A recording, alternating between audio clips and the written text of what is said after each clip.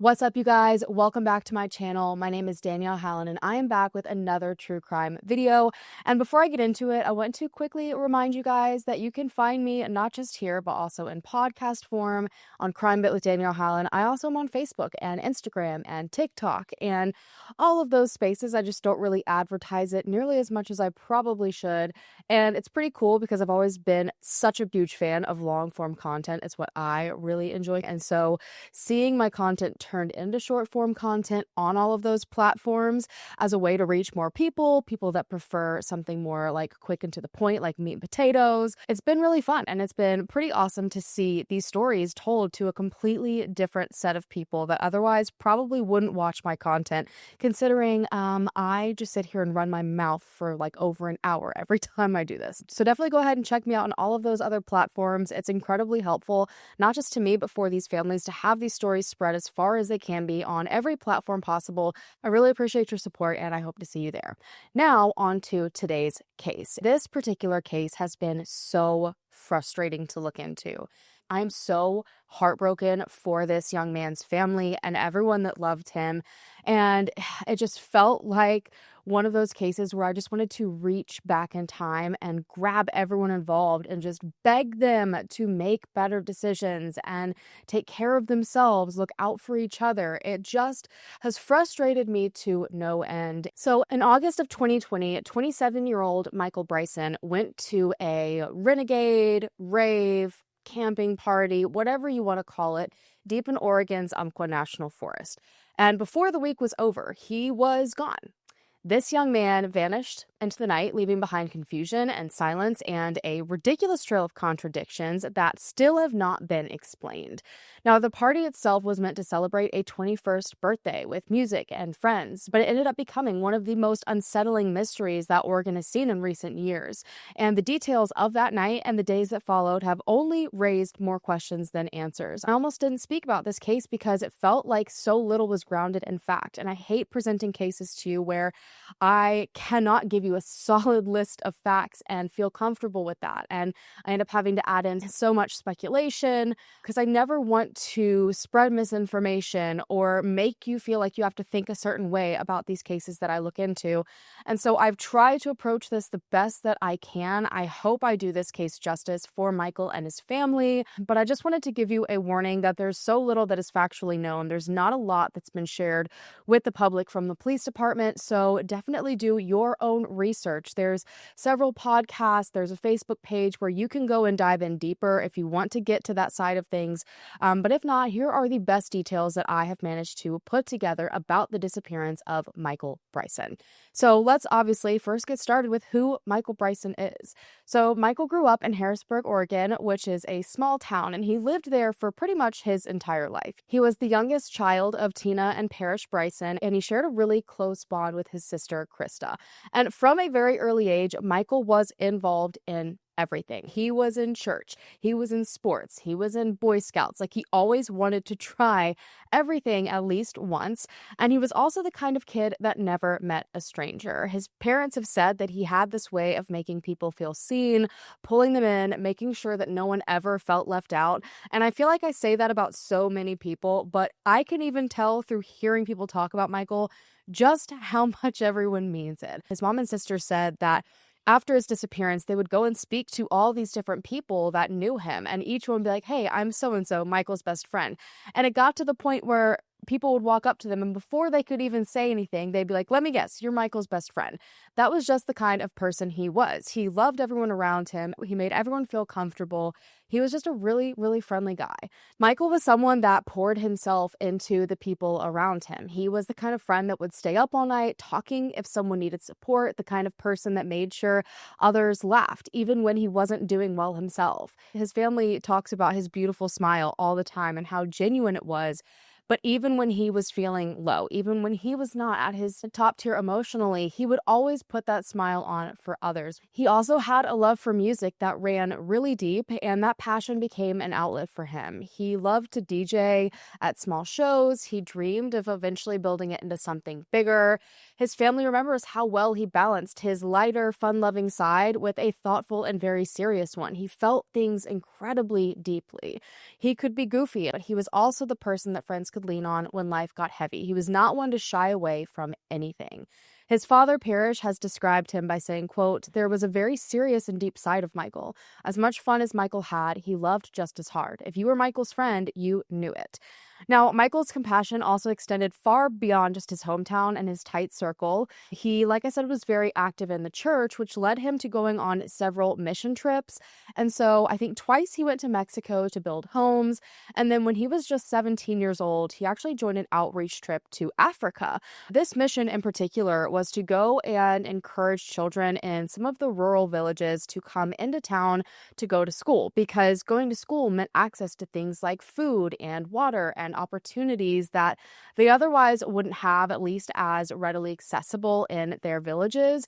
And this trip ended up really changing Michael. He witnessed hardships that were really difficult to process at the age of 17. And when he returned home, his family said they noticed right away that something in him was just different. And unfortunately, it seemed to lead into anxiety and depression.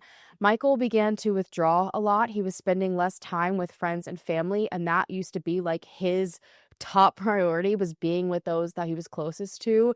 He was struggling a lot, and these battles just continued to follow him into adulthood. But being the optimistic, forever pushing forward person that he kept going. He was always a very determined person, so he just kept on pushing forward. Now, after high school, Michael ended up enrolling at Northwest Christian University for about a year. I believe this is where his sister went. And during that time, his family started to notice even more changes in who he spent his time with, how he was coping with a lot of his mental struggles. He was never formally diagnosed, but his family believes that he may have been suffering from undiagnosed bipolar disorder.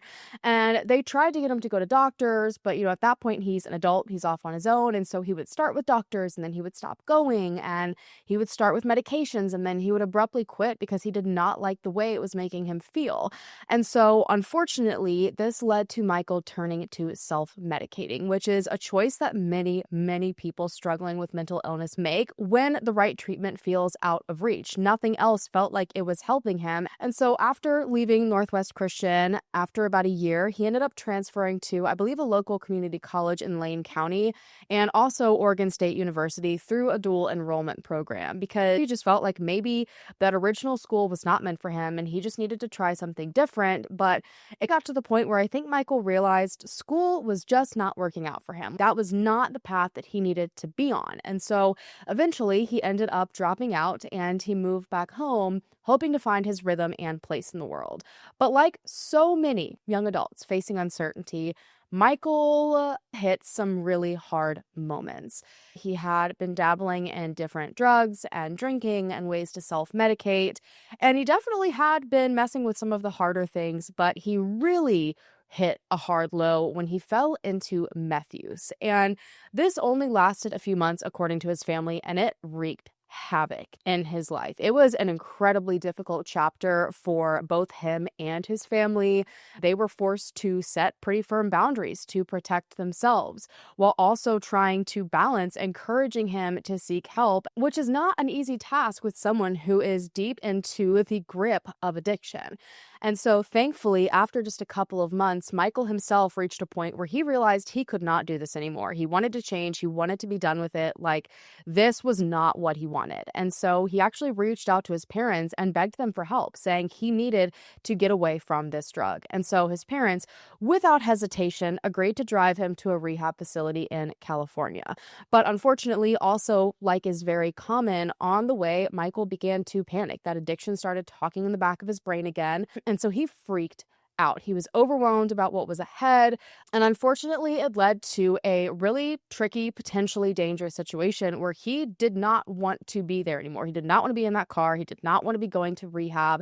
And so police ultimately became involved. And I think at first his family said he was expected to be in jail for just a couple of days, and then they would hopefully be able to talk to him at that point and encourage him to go to rehab again. But what ended up happening is Michael spent nearly a month in jail, detained detoxing there before he eventually was released. And at that point, he went into an actual treatment facility. And so, as painful as this was and unexpected as it was, his family has said that this might have been what saved his life. The police being involved, him ending up being there for a month, because if it had been left up to him, they were so worried that this addiction would speak louder and he would be dragged right back into it. And so he successfully completed rehab. Michael stayed clean from hard drugs for more than 2 years. He was still occasionally drinking. He still occasionally used cannabis. But overall, he was rebuilding his life. His family began to see hope again, and they believed that he was finding himself a path forward. By 2020, Michael had a steady job at a bar and grill in Eugene, and he talked about applying for electrician apprenticeships, something that he thought could give him a strong future. He really was rebuilding, and he would occasionally slip back into old habits, but his family saw him trying and heavily praised it. They saw the person that they knew and loved working to find balance again. And everything did genuinely seem okay. The bond that Michael had with his family never faltered through all of this. He stopped by to see his family often. They would have meals together. Again, he was really close to his sister. He always made sure to check in as well. His family said that even at his lowest, Michael never went more than 3 days tops, and that's even pushing it, without reaching out somehow. He would send a call or a text, a Facebook message. If it wasn't through his phone, it was through someone else's, because he wanted his parents to know he was okay, and he wanted to make sure they weren't worried about him.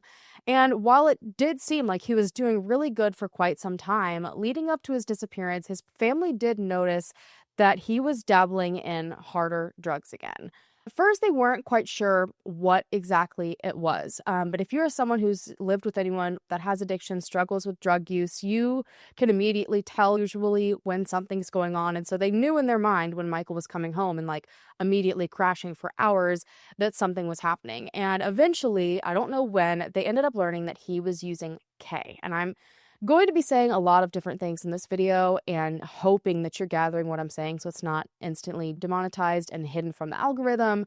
But he was using K, and it worried them deeply. But at the same time, they knew Michael, and they knew that he would find his way again. Like, this was a cycle that he constantly fought against, and they were hoping for the best. And so this brings us to Michael's disappearance.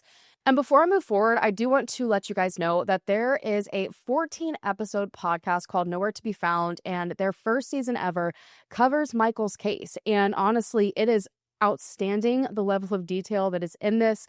There's so many people that this podcast spoke to, interviewed, so many details that you won't get literally anywhere else. Obviously, I'm not going to take everything that person worked hard for and put it on here. So I do encourage you guys to go and check out the podcast if you want to do a really deep dive on this case, hear different perspectives, a wider range of voices, because they spoke to PIs and Michael's family, people that were at the party, people that were close to Michael. So I definitely encourage you guys, if you want to know more about Michael's disappearance after my video, head on over to that podcast. So now let's get into the details of his disappearance.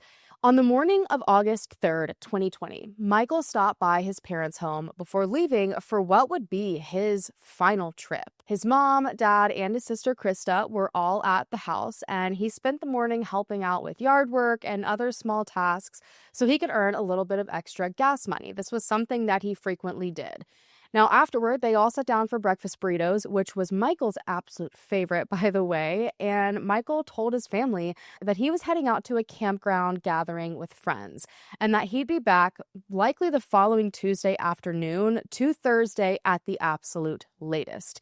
He planned to do some more work with his dad when he got back from this campground party to get more extra money before heading to another music festival scheduled for that Friday. And like I said, music was a huge part of Michael's life. He loved to DJ. The whole rave music scene was huge for him, and his family recognized that, but probably always had concerns because of the type of atmosphere and drug use that tends to go hand in hand with these types of events. They worry that something might potentially happen to Michael, that Michael might end up taking something that he hadn't in a while or falling back into serious drugs again. But they also understood how important this was for Michael, so they were excited for him, and this event didn't seem to be any different. None of this seemed to be off for Michael. This was just a typical week in his life.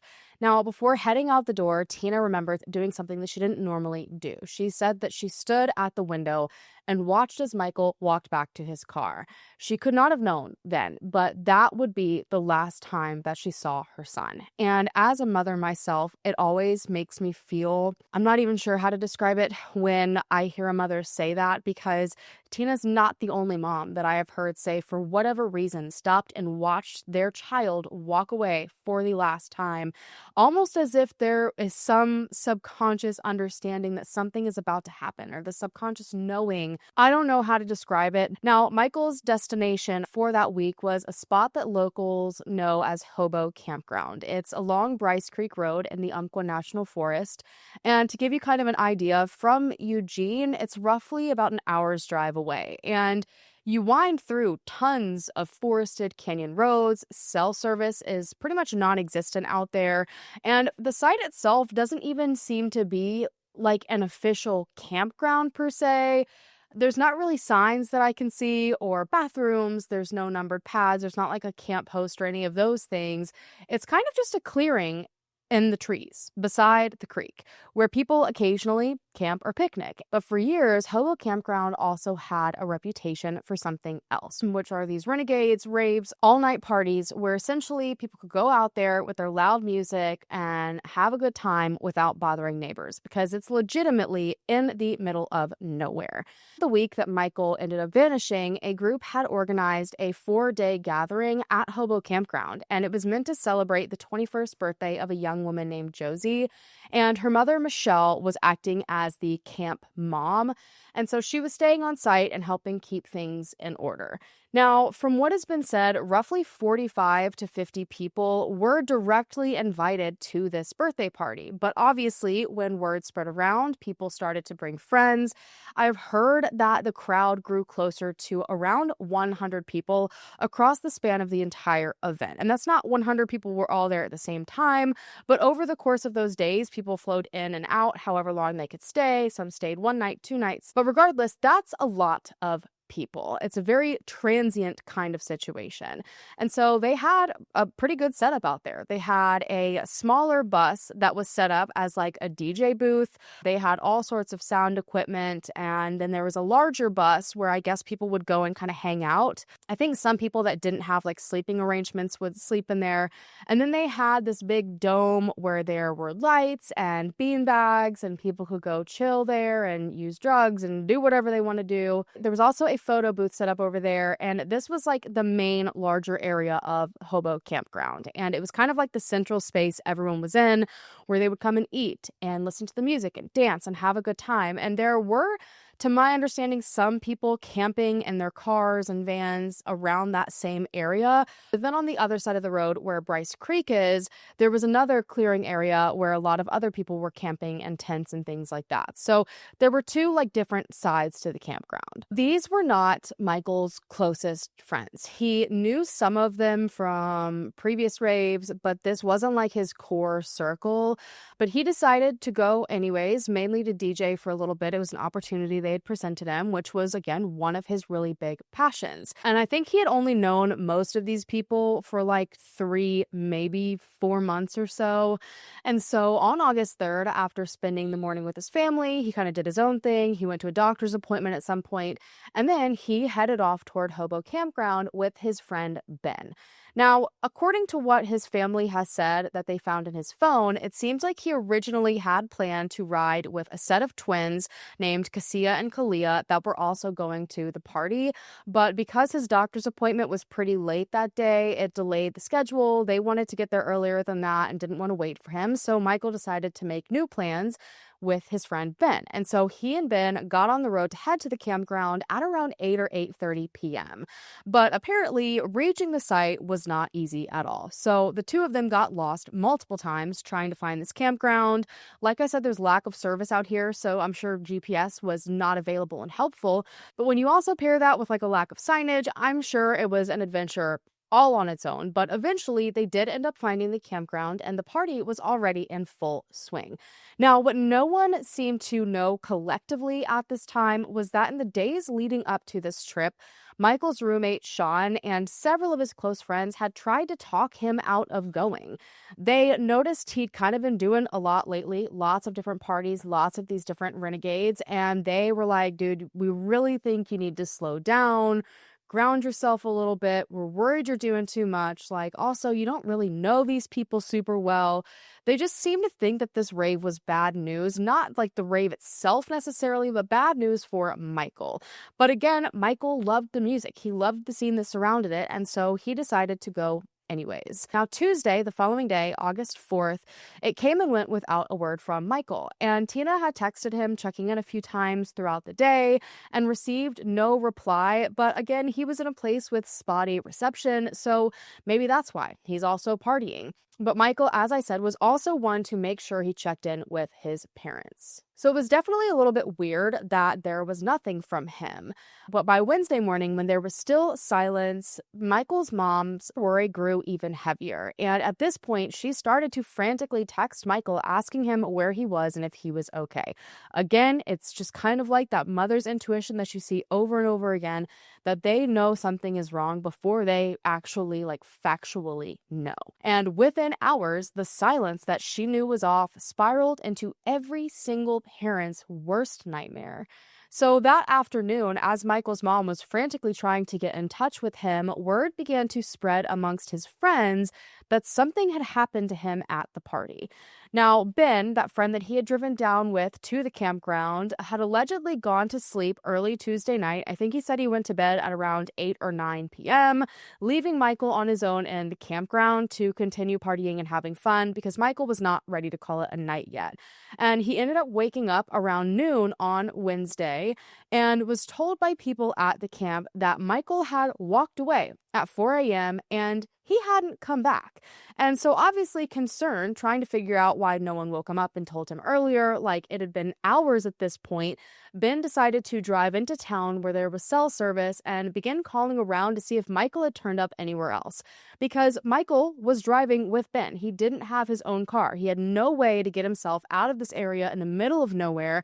And it was a good drive to get to any of the nearby towns. Like, it was not a realistic thing to walk out of this campground. And so the only realistic thing at this point that would explain how Michael walked away at 4 a.m. and hadn't come back was that maybe he walked just far enough down the road to get service, reached out to someone he knew who picked him up and took him back into town. But the more people they reached out to, the less likely this scenario seemed. These calls frantically around to different friends of Michael's ended up spreading to Michael's roommate, Sean, to see if maybe he somehow ended up back at home. But Michael had never shown up, and Sean also couldn't get in contact with him. And eventually someone also reached out to Natalie, who was Michael's ex-girlfriend, to see if maybe he had ended up at her house. But Michael wasn't at any of these places that he most likely would have gone had he left the campsite. So that meant that Michael walked off into the wilderness and was likely still out there somewhere, potentially really, really high, and no one knew where he was. And so after Natalie ended up hearing that Michael could not be found, she immediately reached out to Tina at around 4:30 p.m. to see if maybe Tina had heard from Michael. Maybe he just went all the way home. Maybe something happened. But just like everyone else, Tina had no clue where he was. So we're talking 12 hours had passed before Michael's family had any idea what was going on, and Michael still hadn't been reported as a missing person. In an instant, Tina's fear that she already had became sheer panic. So she and Parrish dropped everything and began heading straight for Hobo Campground to figure out what was happening. Now, as the Brysons drove toward the campsite, they called law enforcement to report their son as missing. And from my understanding, I think Ben had already called someone potentially. I think he just directly spoke to Search and Rescue. And thankfully, Search and Rescue responded very quickly because by the time Tina and Parrish arrived at the campground that evening, sometime shortly after 7 p.m., Search and Rescue was already there speaking with a handful of people at the camp about what exactly happened to Michael. And what shocked Michael's parents the most was what they ended up seeing around them when they pulled up to the campground. Instead of people frantically searching or calling out for Michael, who had now been lost in the middle of nowhere for hours and it is now getting dark outside, Most of the partygoers were sitting around fires. They were smoking, eating, carrying on as if nothing happened. To Tina and Parrish, I'm sure it felt like their son's disappearance wasn't real to anyone else but them. Something felt so off about this campground, about what was going on, and adding to this growing unease, Michael's ex-girlfriend Natalie said that she was especially concerned when she heard he was missing because one of the last messages that he sent her before going to the party was unsettling. In that text, Michael told her that he felt that something bad was going to happen, that someone might show up that didn't vibe with him. That memory weighed heavily on her as she realized that Michael had now truly vanished after already expressing he was concerned about going to begin with. Now, the search for Michael began that Wednesday evening, and from the start, it was clear that this was not going to be an ordinary search effort. The terrain that's around Hobo Campground is rugged. It is very heavily wooded. This is the thick of summer. There's dense underbrush. There's steep inclines, caves, tunnels, and Bryce Creek itself also cuts through the area. It's really the kind of landscape where a person can vanish, unfortunately, from sight within seconds. And so that first night, search and rescue focused on the immediate vicinity around the camp, the creek. There were tons of trails in this area and the forest roads that were nearby, but there was no sign of Michael. And this search was really heavily based off of claims from the last people to see him.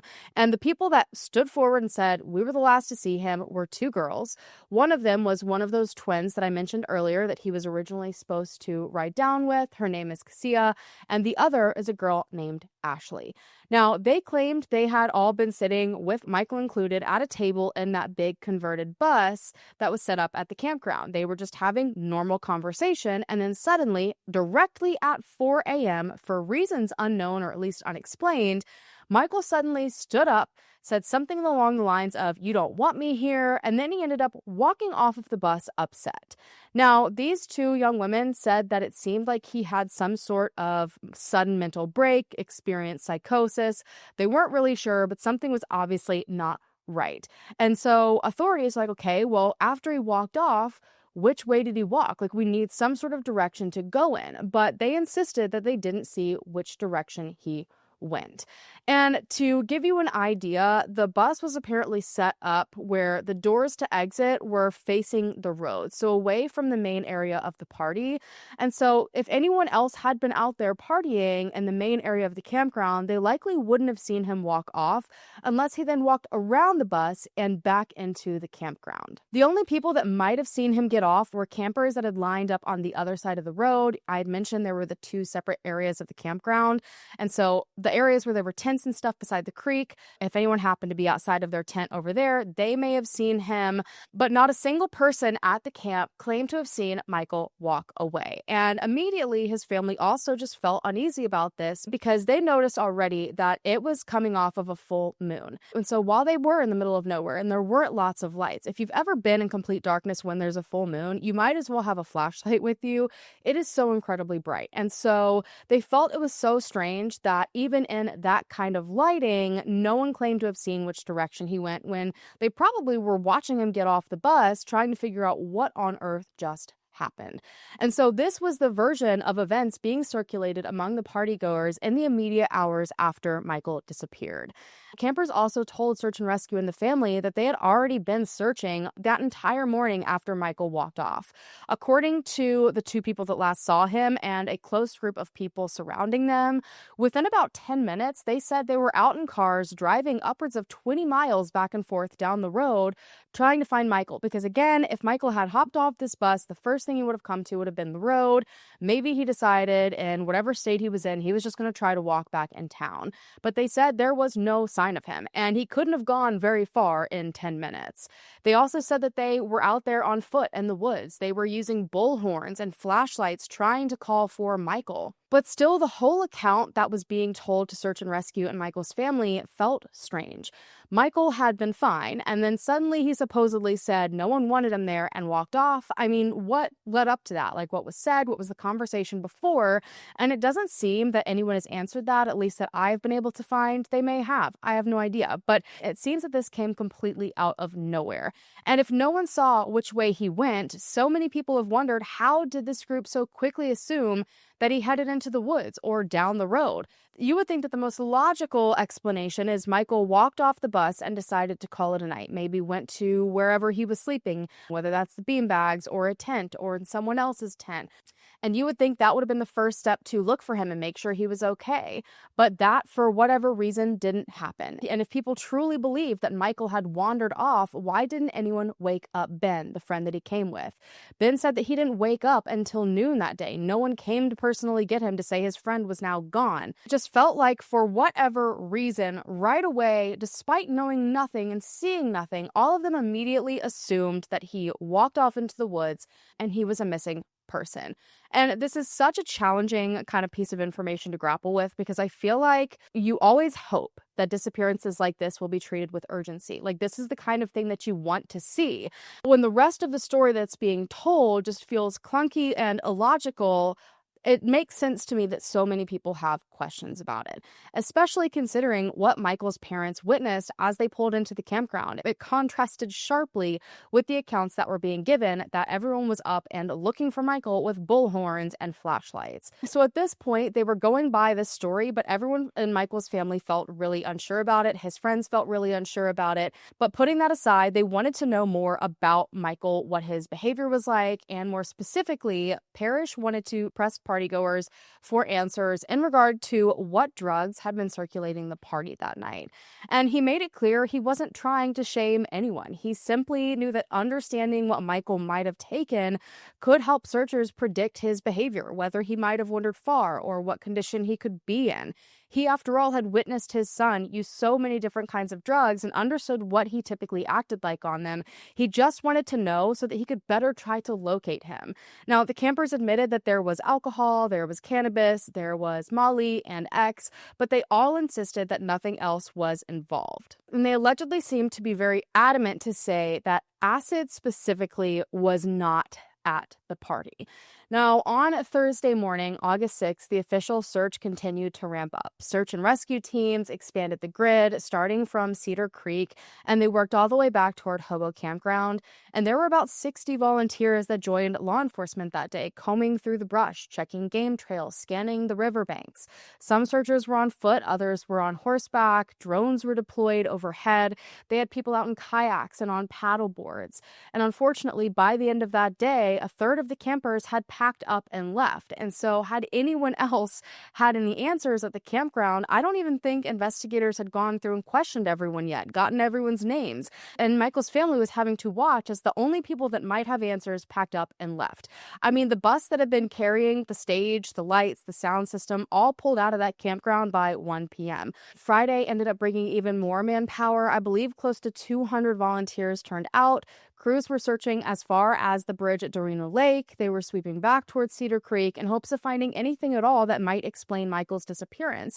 And at this point, they were assuming, he might have been too high, wandered off, and gotten lost. And so a lot of them hoped and expected to find him curled up somewhere, exhausted and needing help, and not something far, far worse. But unfortunately, it seems that his family knew pretty much right away that Michael was no longer alive. His sister said that the moment she got out of the car at that campground, her connection that she always felt to Michael was not there, and she knew something awful had happened to him.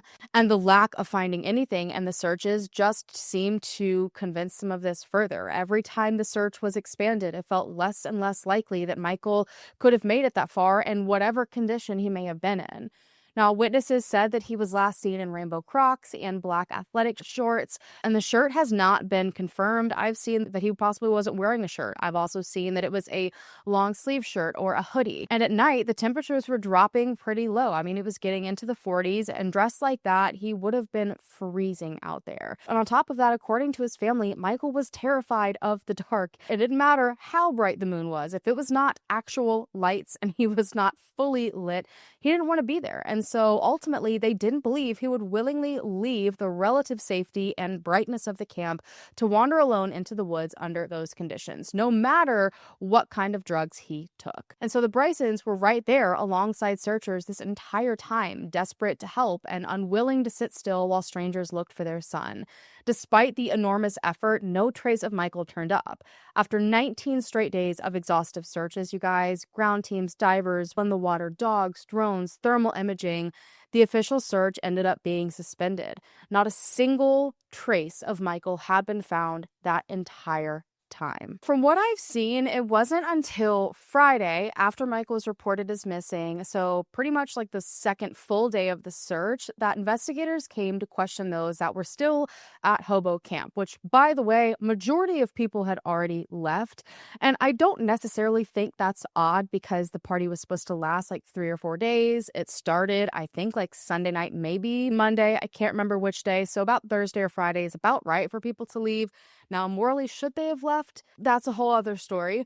But it sounds like this may have been the first time that law enforcement formally interviewed anyone at this campground, because there's not a full accurate list of anyone that was there that was taken by authorities. And, the nearest sheriff's department, from my understanding, is more than an hour away, so maybe that was part of the delay. But either way, aside from the over 24 hours that campers had to exchange stories and play a game of telephone, interviews were also conducted this Friday in a group setting rather than one-on-one, which is an absolutely abnormal way to approach the situation. So Cassia and Ashley, the two who said that they were last with Michael on the bus, repeated the same story that they told before, and 4 others that stuck around repeated the same story almost verbatim. Michael's family said that it was the same 6 from that point on that stuck to the exact same story, and his family and friends have pointed out how unusual the level of consistency seemed to them. It felt less like a natural recollection and more like a narrative that was being reinforced, especially because majority of those people weren't even claiming to be there when Michael walked off. So how they claimed to know all these things so specifically just seemed a little bit weird. They also thought it was odd that everyone gave such a precise time, because Hobo Campground, most people aren't carrying around their phones, especially when it's that kind of situation where they're partying and using drugs and dancing to music. There's no service, so phones essentially serve no purpose anyways, other than to take pictures. Also, no one there was really known for wearing a watch. And so his family wondered, how did they all seem to know that exactly at 4 a.m. Michael walked away? Now, obviously, this is all speculation, but for those closest to Michael, all of these details just continue to strike them as strange. But this isn't where strange details and inconsistencies stop. Now, those claims that there were searches done at 4 a.m. with bullhorns and flashlights, there were several other people that claimed to be awake in the hours that Michael went missing that didn't remember hearing any of that. Several DJs that were still awake at the party said that they never saw anyone running around with flashlights or screaming Michael's name. They never heard bullhorns, and that's not necessarily something that you miss. And so again, it kind of put into question, like, did they search? Maybe they just searched later than they said and, wanted to make it seem like they looked right away so that they didn't feel guilty for not doing anything. Honestly, it was, again, just weird that some people were saying, yeah, they were out there with bullhorns, screaming his name, running around in the woods, while there were several other people awake that were like, what do you mean? Like, we didn't even realize someone was missing until well into the next day when search and rescue showed up. All of these details were just not adding up. It was just really frustrating because it felt like they couldn't get to solid answers about anything. And even more concerning, this kind of pattern just continued. So one of Michael's close friends that was not at the party, like someone from his core group, recalled hearing through the grapevine that the twins had Michael's phone, and all of his things had been left behind at the campground. His tent had never even been set up. Like, all of his stuff was still there. And so when this friend ended up arriving at Hobo Campground on Thursday to help search, she actually approached one of the twins directly, asking about his phone, because maybe that has some sort of information on it. And the twins ultimately ended up denying ever having it. And instead, they said that Ben did. But when people asked Ben if he had Michael's phone, he said that he didn't. But ultimately, Ben's car was where Michael's phone ended up being found. And so again, to Michael's friends and family, this was just confusing. No one knew if his phone was simply left in the car because Michael realized he had no service, so he just put it down there and went out to have fun. Or maybe the phone had changed hands months before winding up in Ben's car. But the shifting explanations did nothing but fuel doubt for everyone. And in the bigger picture, between the rumors, the contradictions, and the stories that sounded rehearsed, the truth about what really happened to Michael that night was only becoming so much harder to untangle. The office calling the Michael Bryson missing persons case one of its most extensive searches. In addition to detectives, search and rescue, and volunteers, Michael's parents are a driving force, vowing to bring their son home. We're going to keep his name out there. Yep. We definitely will never stop looking. Tina and Parrish Bryson have driven Rowell River Road countless times since August 5th, the day their son Michael disappeared from Hobo Campground, about 25 miles southeast of Cottage Grove. 3 to 4 times a week, they travel this winding road, investigating tips and making sure flyers of Michael are up on trailheads, bulletin boards, and at the campsite. The Bryson shared with KVAL News some of the last pictures of Michael, taken at what some describe as a renegade or rave party in the woods. 40 to 60 people, music, drinking, and drugs. Where our car is parked here, that's where the large bus was. The bus where witnesses say Michael walked away from at 4 a.m. That he got upset and walked off the bus, and nobody has seen him. By the time we found out, it was almost 12 hours after he had been missing. The moment I put my foot out of that car, I knew Michael was gone. People weren't out looking for Michael. They were sitting around drinking, eating, laughing. Nobody was really out searching for him. In the weeks and months after Michael vanished, more detailed accounts from individual witnesses began to surface, and each one of them seemed to paint a slightly different picture of what was happening at the campground. And at this point, I think that one of the campers had actually written down a list of all the people they knew for sure to be there, and I think the list was about 32 to 33 people, so not even the 45 to 50 that had been invited, and definitely a far cry from the 100 that people believe actually were there. And obviously, speaking to every single one of these people to see if they heard or saw anything unusual was crucial to figuring out what happened to Michael, but it just felt like they weren't ever going to be able to do that. And on top of that, a lot of the people that they knew for a fact were there did not want to come forward and speak. I don't know if any of these people were spoken to by authorities aside from that Friday when a group interview was done with only a handful of people. I don't know if authorities tried to track down their own list of people that were at this party, but the stories that were coming in did nothing but make Michael's family feel that much more concerned about the truth of what happened. One camper ended up coming forward. His name is Donovan, and he said that he saw Michael a handful of times at the party, and Michael seemed relatively normal every time that they spoke. At one point, Michael mentioned that his wallet had been stolen from one of the buses with roughly $600 inside, but strangely, Michael didn't seem overly concerned about it, which Donovan seemed to chalk up to just the fact that Michael was likely under the influence of something, and in that state of mind didn't seem to care. But what I find interesting about this story is that he apparently brought this money because he owed someone that was going to be at the party. Now, Donovan also claimed that he knew Michael had been drinking beer, and he also said that he knew for a fact Michael had taken K the night he went missing. And K had so far not been mentioned as a drug known to be at the party at this point. So this was kind of one of the first times it was confirmed by someone there that there were definitely more drugs than everyone initially thought. Donovan also had a few things to say about the morning after Michael vanished. Now, according to him, he woke up at around 8 or 9 a.m., hours after Michael allegedly walked off. And when he woke up, he immediately noticed that there were a few people out searching for him, and he even joined in on the efforts. He said that after a while of looking for Michael when no one could find him, word circulated that the twins, Cassia and Kalia, were going to head into town to try to call for help. And so that was the belief that at this point they had done everything they could do. The twins were going to go call for help. Help would arrive and it would be figured out by then. But according to Donovan, that's not at all what actually happened. Donovan said that instead the twins drove home, freshened up, like took a shower, pampered themselves, picked up a friend, and then returned to camp without calling anyone. Meanwhile, the friend that they picked up decided to go back into town with Ben, who was very concerned at this point and demanding that they call for help. And this led to the actual first call to anyone. This led to calling around to Michael's friends, his ex-girlfriend, and eventually his mom and dad, who called to report him as missing. Donovan also described the wider environment around Hobo Campground, and it was pretty unsettling.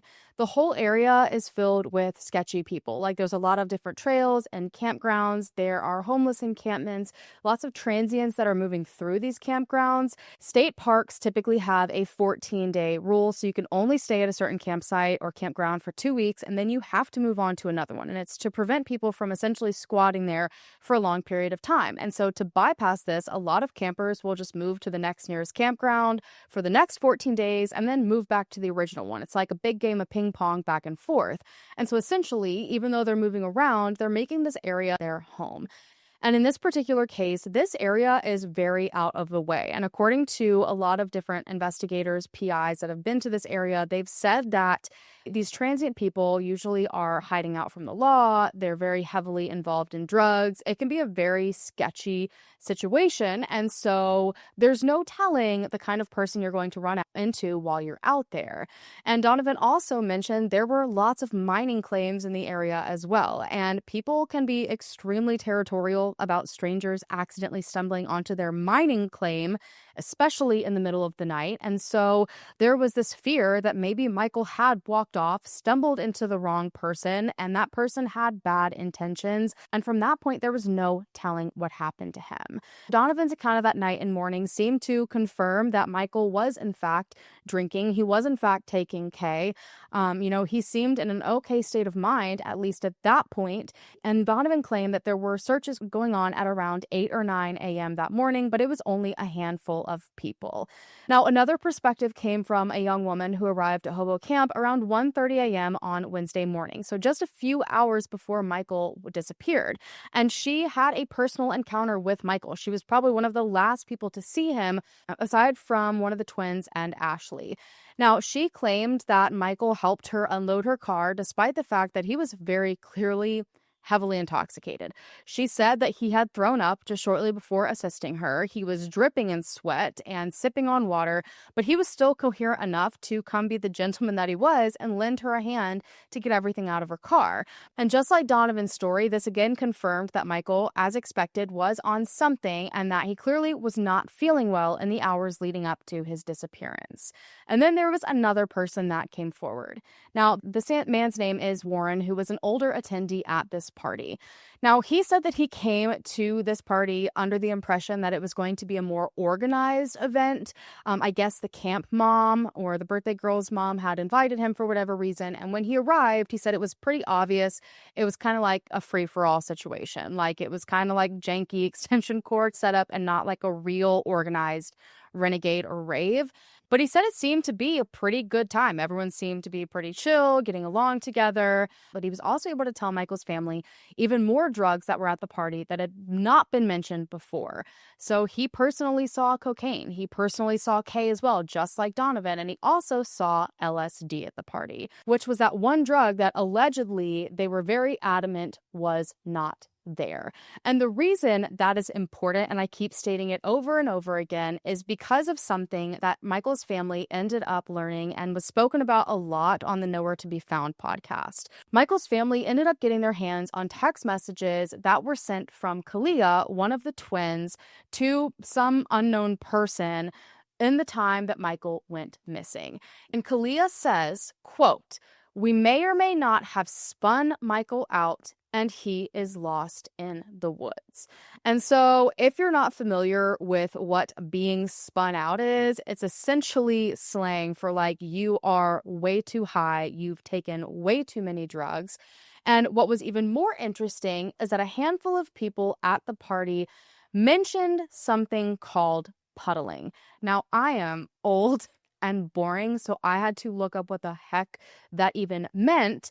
And according to Urban Dictionary, puddling is when you take a really large quantity of liquid LSD. Usually you would take like 1 or 2 drops of liquid LSD, but puddling is when someone takes like a whole handful of it and throws it on someone or gets someone to drink it out of their hands, which is obviously way more than just the 1 or 2 average drops of LSD, and can very easily lead to like ego death and spinning out and all these things that they are talking about. And puddling is known to be something mainly done at music parties, music festivals, raves, renegades, essentially what they were doing at this point. And so with all this information, Michael's family was strongly starting to believe that Michael was knowingly or unknowingly given an absurd amount of drugs, and that's actually why he wandered away from this party, and no one wanted anyone to find that out. There's been a lot of conflicting stories from the very beginning. One story is that he walked away from camp, and then the other story is that a group of individuals picked him up on the road. The tips that come in support both of these theories. The other rumor the Brysons have heard is that their son was puddled. Puddling is a term where they give you excess amounts of acid to basically overdose you. Somebody doses you. They dose you more than what you should have. But that still doesn't answer what could have possibly happened to Michael. But Warren, that man that spoke about the LSD being at the party, also gave another example of the kind of people that were hanging out in this area. Now, there's apparently a disruptive woman who had to be removed from the party after she was behaving very erratically. And I don't think she was a part of the group. I think she just stumbled into it, but she was getting in people's faces. She was stripping down, performing sexual acts like right there on a picnic table. I mean, she was threatening to get a gun and harm campers that were telling her to stop or to back off. And it got to the point where she had to like forcefully be kicked out of the camp. I'm pretty sure someone like beat her ass, according to what Warren said. And she walked off to wherever the heck she originally came from. Now, this woman didn't stop there. She apparently later on, a couple hours later, so I think around the time that Michael went missing, ended up breaking into a nearby family's camper. This poor family was not related to this party. They just so happened to be camping nearby, and she walked in. There were 2 young children inside, and so this was just the kind of atmosphere they were in. So again, if Michael had been spun out and sent into these woods, there legitimately is no telling what could have happened to him. But probably the most interesting detail that Warren mentioned was something that happened on Tuesday night, just hours before Michael went missing. So according to Warren, some people said they were going into town. They were supposed to go to Cottage Grove, which is like one of the closest towns to this campground, to grab a few things. I think they were doing like a beer run. And so Warren actually asked if he could ride along because he wanted a few things, but he was told that the car was full. And instead they said, we'll go get your things for you and drop them off in your tent when we get back. And so he gave this group of like 4 or so people a $20 bill and said, I want a 2-liter of Coke and a pack of cigarettes.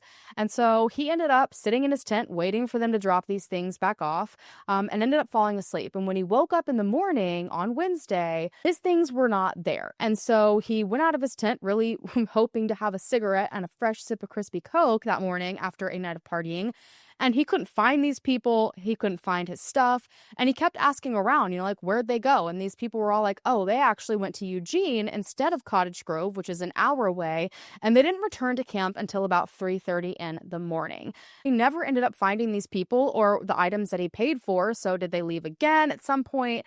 And so this strange late night trip and its timing kind of stood out because it just added another layer of uncertainty about who exactly was coming and going from the camp during these crucial hours. I mean, this is legitimately an investigative nightmare with how many people were there, all of the people that were coming and going. There was no rhyme or reason to the times people were coming and going. They would show up with new people. Some people would leave expecting to come back and not come back. I mean, there's no telling who could have been at that party when Michael went missing. I guess a few people were casually asking around at this point if anyone had seen Michael. We're talking again about that like 9 o'clock time frame, but he said that there wasn't the urgency that you would really expect when someone had vanished overnight, potentially into the wilderness of Oregon. These expanded witness testimonies only seem to deepen the confusion and contradictions because not only did that text thread with Kalia say that they had possibly spun Michael out, like they admit to spinning Michael out, and he wandered off into the woods, which is completely different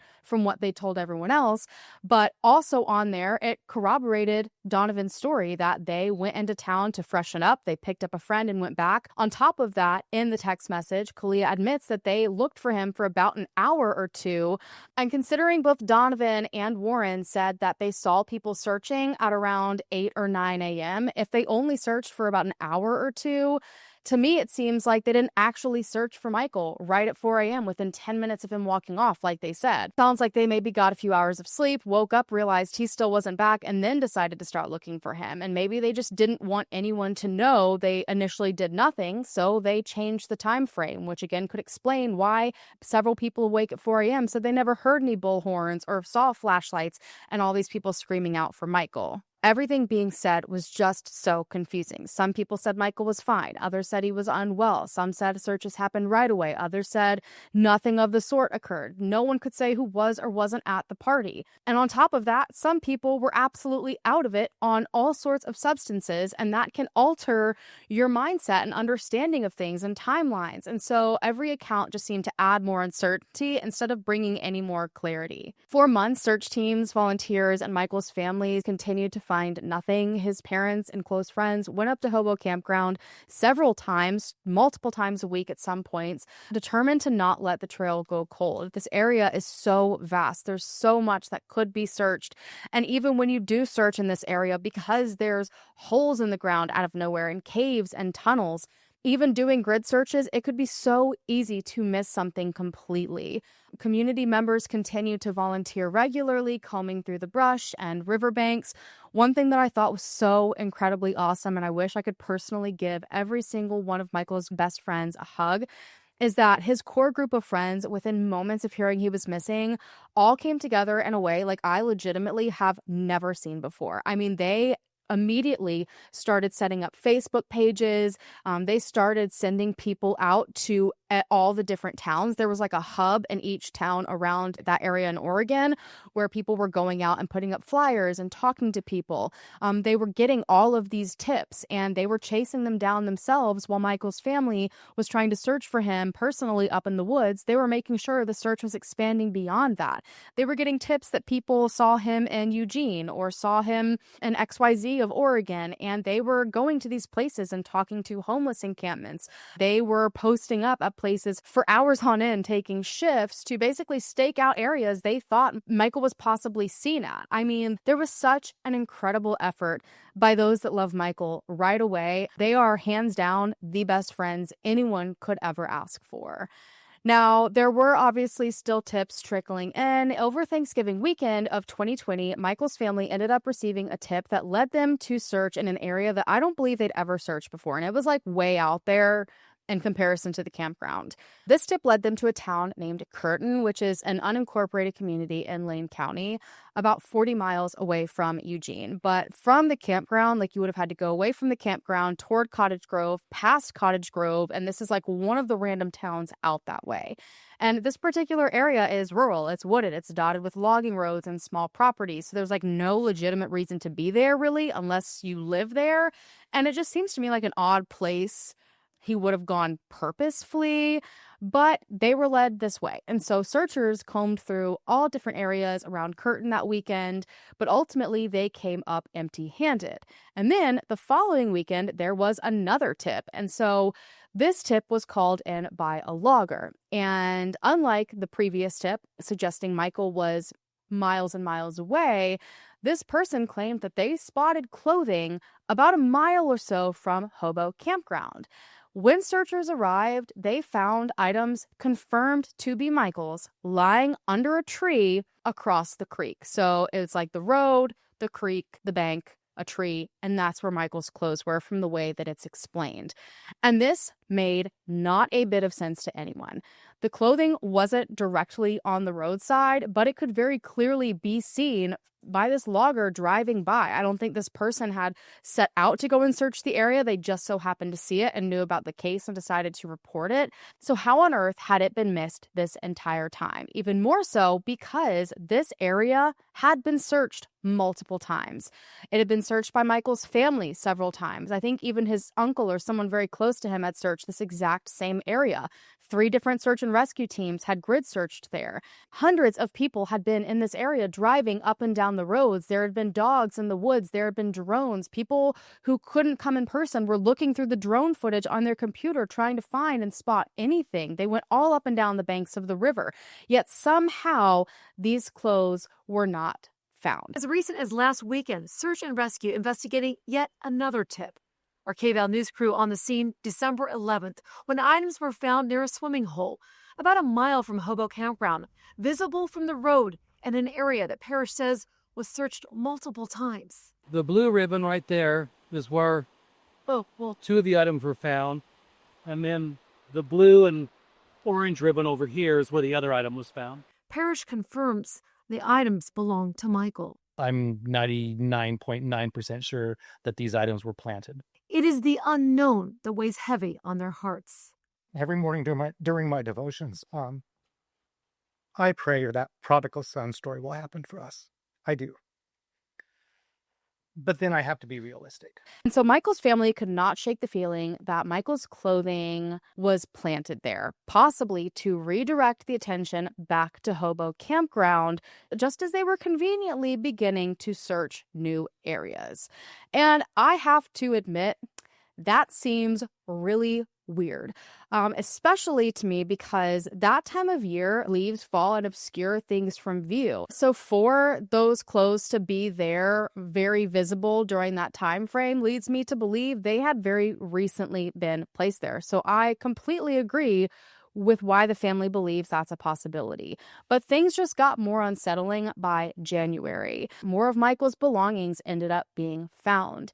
His wallet, I think along with a handful of other things, ended up being discovered in the river, again, about a mile downstream from where the clothing had been recovered. And his family said that it seemed possible that whoever handled Michael's belongings may have gone through his wallet, taken the items they wanted, and thrown out the items they didn't over one of the many footbridges that crosses over the river. And to me, this is so interesting because Michael had told Donovan that his wallet with $600 in it had been stolen. So how did the wallet then end up like 2 miles away from the campground? Because either someone in that campground took it and was wandering all around these trails during this time and went to toss his things, or maybe this could have been one of the transients that was just in and out while people were too zooted out of their mind to notice it. Or did Michael find his wallet, put it in the pocket of his pants that he was wearing, and someone found his clothing? They went through it, found his wallet, wandered off another mile downstream. This seemed to be the first things that had been found of some sort of substance in Michael's case, and still it didn't seem to explain anything. How did they get there? Where was Michael? I mean, did he just strip his clothes off in a drug-induced panic and hop into the river? Like, was he feeling hot and needed to cool down right away? Was he hypothermic? You also see people strip their clothes off when they're hypothermic. I mean, I just have so many questions. And during the same stretch of time, tension with those connected to the party only escalated even more. At some point, writing ended up appearing on the exterior wall of the Lane County Jail in yellow chalk. It was big, right on the side of the building where everyone could see it. And it spoke about Michael's case. The message said, Blaze Powers knows what happened to Michael Bryson. Kasia/Kalia. Now, the L and Michael was missing. I don't necessarily think that means anything, but it seems to specifically implicate Blaze Powers as having information about what happened, and potentially the twins, considering they were written down right underneath of it. But no one was quite sure, again, what to make of this message. Was this just a cruel prank that someone was playing, a reckless attempt to steer the investigation? Was it someone that was genuinely connected to the case that said, hey, these people have answers in an anonymous way that got everyone's attention? It was unfortunately impossible to know because Michael's family had put their number on many of the missing persons flyers, and they were getting some of the most horrific messages and calls. People love to take these opportunities to play sick games on families and take advantage of their pain to be absolute monsters and claim horrific things. I mean, people would say, oh, this happened to him and he's here. And obviously none of it was true. And so was this just another one of those instances, or was this someone trying to get a message across? But unfortunately, months continued to pass and there was still no sign of Michael. And for Michael's family, the lack of progress was devastating. But honestly, what made it so much worse was the feeling that investigators were not fully chasing down every lead in those early days. His family has been pretty open about how at first they felt unsupported by law enforcement. The first investigator that had been assigned to Michael's case even had told the Brysons directly, pretty much on day one, that their son had likely overdosed in the woods and that his body would eventually be found by mushroom pickers or a hunter in about 6 months or so. I mean, he had made up his mind and that was it. And maybe that's why no one showed up to the campground right away to get the names of everyone. Maybe that's why it was a group interview instead of interrogating people one-on-one to get their stories. There are so many times in this case where I'm like, I feel like there should be an answer to this question if a proper investigation had been done, and it's just not there. And that seems to be because of the fact that this first detective had made his mind up. Unfortunately, it seems like he didn't push hard on tips or leads.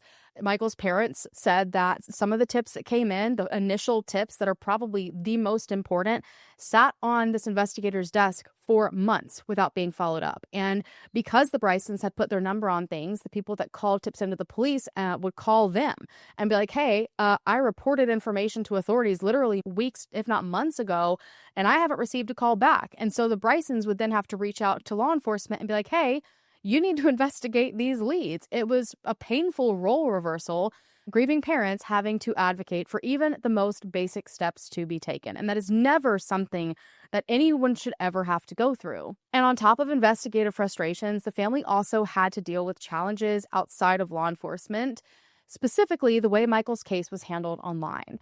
Now, the Brysons created a Facebook page that quickly drew thousands of members. It's like over 20,000 people. But with that growth, obviously, comes waves of speculation. And when you have a group that size, moderators cannot manage every single comment that is made, every single thing that is said. And even though you can usually put in like hot words that the algorithm will naturally weed out and block, it's not perfect. And so a lot of accusations and speculation began to run wild.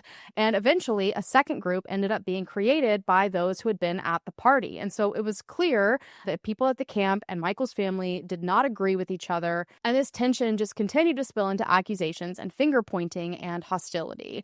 According to some partygoers that have been brave enough to come forward and speak about what they witnessed and the things they were involved in, no matter how they felt other people might look at them for it, which should not be a fear that people have, those same people said that several others that might have information that were at the party have chosen not to speak publicly because of all the intense online backlash. Some people connected to this party have received harassment, death threats. I mean, it has gone to the worst of the worst. And Michael's family has acknowledged this, saying that the atmosphere has created fear instead of cooperation. And this is exactly why so many in the true crime community, and it should be everyone in the true crime community, cautions against online witch hunts, because it's one thing to point out something that seems odd, something that doesn't add up, and allow space for clarification.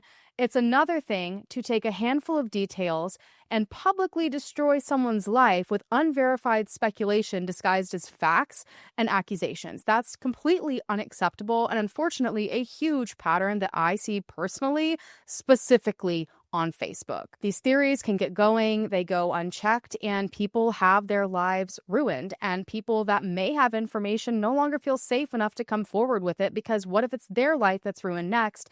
And all they're trying to do is tell people what they know. And unfortunately, this only makes it harder for families like Michael's to get answers. Even so, those few people that I said did continue to cooperate. Blaze, whose name was chalked on the side of the jail, ended up coming forward willingly to speak to police about what he knew. But according to the Brysons, nothing truly new came from that interview. So at least that's one more person that came forward and spoke to authorities finally about what they personally witnessed at the party. But there's still so many people that haven't done that yet. Whether it's because they are hiding something or because they don't feel safe coming forward, no one really knows at this point. I don't know if the twins, Kalia and Cassia, because they were also put on the side of the jail in chalk, if they also chose to come forward and speak to investigators to kind of clear up why that may have happened. But I do know that unfortunately, Kalia passed away from a fentanyl overdose about a year and a half after Michael, and Cassia eventually went on to move out of state. And it doesn't seem anyone actively speaks to authorities anymore at all. And this brings us to some of the theories both from law enforcement and within the community.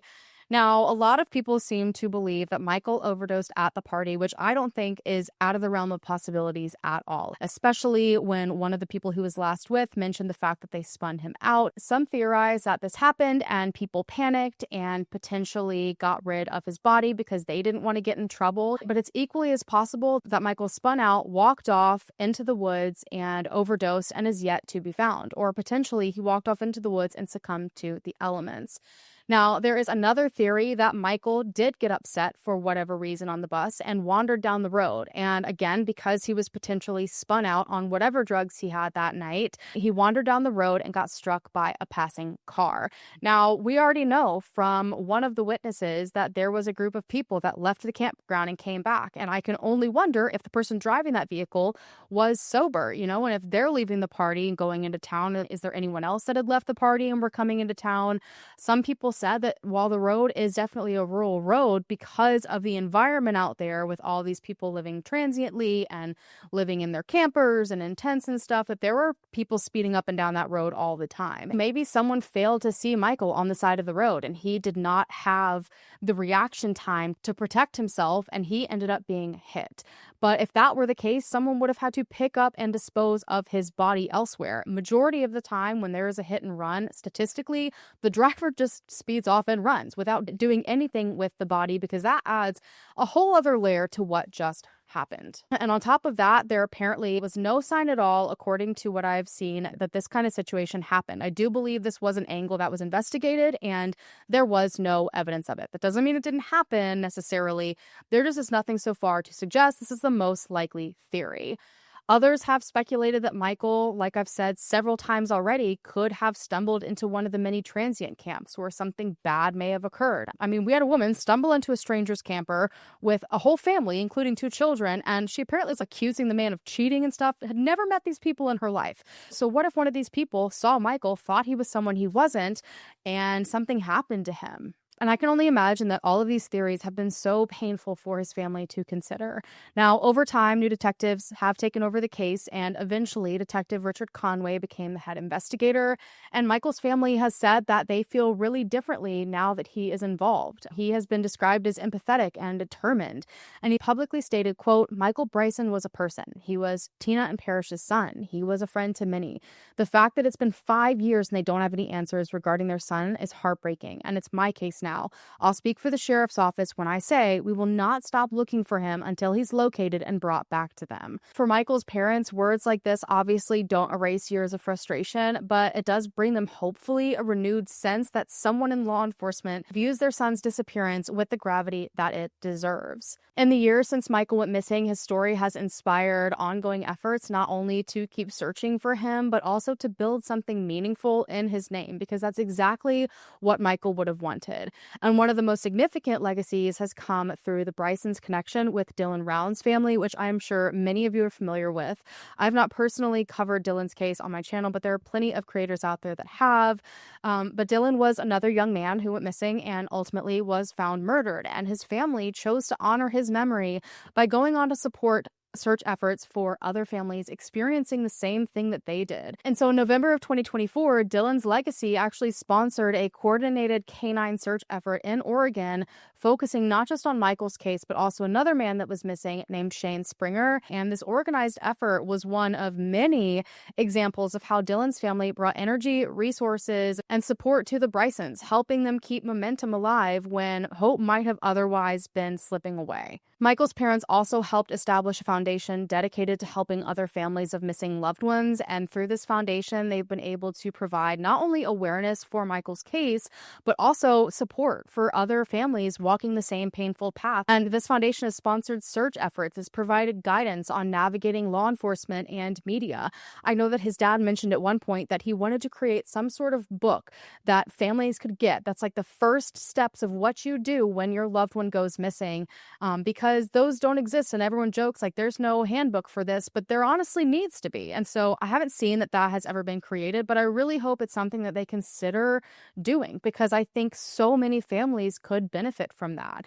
They provided guidance on navigating law enforcement and media and really created a space where families can lean on another, which in my opinion, and I've always said, will be the most valuable thing for families experiencing this. The relationships that I've seen forged between families to support each other and hold each other up during these times has been nothing short of incredible. For Tina and Parrish, every day without answers is another day living in limbo, never knowing what happened to their son. But they've refused to let the silence of the investigation stop them from pushing forward.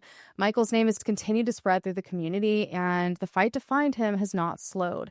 Tips are still called in, I'm sure sometimes leading to fresh searches, other times leading nowhere. Each one, however, is now taken seriously, which is amazing because all it could take is one overlooked clue to change everything. Awareness has continued to remain one of the strongest tools in keeping Michael's name alive, even though it has come with a complicated balance. So I really encourage you guys to go and follow the Facebook page. Please be respectful. Keeping these conversations going and Michael's name in circulation is always going to be top priority, because the more eyes on Michael's case, the chances increase that someone with real knowledge will finally step forward. For those that love Michael, the passing of years has only made the need for answers even stronger. Every single birthday, every holiday, every family gathering does nothing but highlight his absence, and his family continues to fight because this fight is so far from over. Their message is very clear. They're never going to give up searching for their son, and until that day comes, they will keep sharing his story, demanding answers, and leaning on their community. I like to share cases like this as often as I possibly can, because there is such a stigma that comes along with drug use and addiction. And unfortunately, there is quite a history of people that struggle with these things being entirely dismissed. But none of those things make Michael any less human. They don't make him any less worth fighting for and finding. And I'm pretty sure if all of us were put under a microscope, someone could pick us apart to the point where they find some reason we are not worth it. If we continue that kind of mindset, we have lost our humanity entirely. You might not agree with some of the things Michael did. You might not agree with what the people in his life did to help him. I mean, there's so many things people argue about in my comment section, but at the end of the day, Michael still is a loved person. Michael is still important, and he still deserves to be found. Because Michael was more than his mental health. He's more than drugs. He was a lover of breakfast burritos, okay? He's a lover of his family, a lover of his friends. He makes people laugh. He carries both joy and struggles, just like every single one of us. And he left a mark on everyone that knew him. So please, if you were at Hobo Camp, if you have heard anything, if you have felt worried about coming forward because of backlash or what have you, I am sure there is a way to get the information you have in the hands of the right people. Now is a time to remember your humanity. Remember that this is someone's loved one. This could easily have been you. Please come forward with any information that you have. No matter how small it may seem, it could make all of the difference. Silence protects no one. It only prolongs the suffering of those that love Michael. On that note, I'm going to go ahead and go, you guys. Thank you so much for taking the time out of your day to listen to Michael's story, and please share it as far and wide as you can. I know it would mean the world to the Brysons to keep his name out there. It's not been covered by a lot of larger true crime content creators, so please also suggest it to fellow content creators, as I always encourage you guys to do. The power of social media is something else, and I will always and forever believe that. If you haven't already, go ahead and hit the subscribe button down below to become a part of the Hallen fam so that we can hopefully bring them home together or bring them justice together, and I will see you guys in my next video. Bye.